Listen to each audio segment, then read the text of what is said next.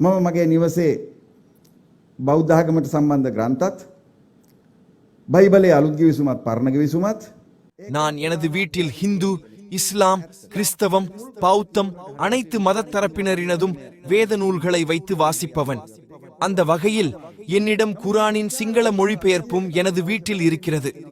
உண்மையாக சொல்லப்போனால் குரானின் நேரடி மொழிபெயர்ப்பை எம்மால் வாசித்து விளங்குவது என்பது மிகவும் கடினமான முடியாத காரியம். இது எனது தனிப்பட்ட அனுபவம் மட்டுமல்ல, குரான் சிங்கள மொழிபெயர்ப்புகளை வாசிக்கும் பலரினதும் கருத்து இதுதான். கஷ்டமாக இருந்தாலும் இதுதான் உண்மையான நிலவரம். ஆனால் இந்த குரான் சிந்தாவ விளக்க உரையை பொறுத்தவரையில் இவ்விளக்க உரையின் விசேடம்சம் என்னவெனில், குரானில் அரபியில் உள்ளதனை அப்படியே நேரடியாக சிங்கள மொழிக்கு இவர் பிரதி பண்ணவில்லை. அதற்கும் மேலாக குரானை எப்படி அணுக வேண்டும் என்ற வழிகாட்டலை அழகான முறையில் அனைவரும் புரிந்து கொள்ளும் வண்ணம் நமக்கு சொல்லித் தருகிறது இந்த விளக்க உரை.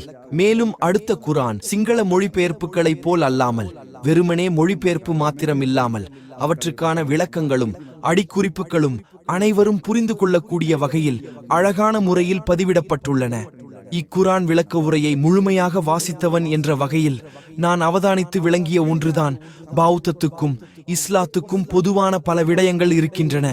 உண்மையில் நம்மில் பலர் குரானை சந்தேகத்துடன் வித்தியாசமாக பார்த்த போதும் அப்படியான ஒரு கருத்து கூட இல்லை, குரானில் இல்லை என்பதனை இந்த விளக்க உரை மூலம் என்னால் உறுதியாக அறிந்து கொள்ள முடிந்தது. குரானில் உள்ள பல விடயங்கள் மனித குலத்துக்கு பொதுவானவை என்பதனை இவ்விளக்க உரை மூலம் என்னால் புரிந்து கொள்ள முடிந்தது.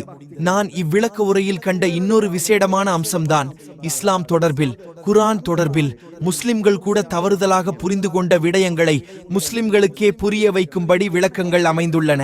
மேலும் குரான் தொடர்பில் சிங்கள மக்கள் கொண்டுள்ள, சிங்கள மக்களுக்கு மக்களின் தலையில் புகுத்தப்பட்டுள்ள தவறுதலான புரிதல்களையும் இவ்விளக்க உரை மூலம் முழுமையாக நீக்கிக் கொள்ளலாம். சிங்கள மக்களுக்கு குரானின் செய்தியை சரியான முறையில் புரிந்து கொள்ள இந்த குரான் சிந்தாவ குரான் விளக்க உரை பெருமளவு உதவி புரியும் என்பதில் எந்த சந்தேகமும் கொள்ள தேவையில்லை. இஸ்லாம் தொடர்பில் தவறான புரிதலில் உள்ள அனைவரும் இந்த குரான் சிந்தாவ சிங்கள விளக்க உரையை வாசித்து குரானின் சரியான செய்தியை புரிந்து கொள்ளும்படி அனைத்து தரப்பினருக்கும் வேண்டுகோள் விடுக்கிறேன்.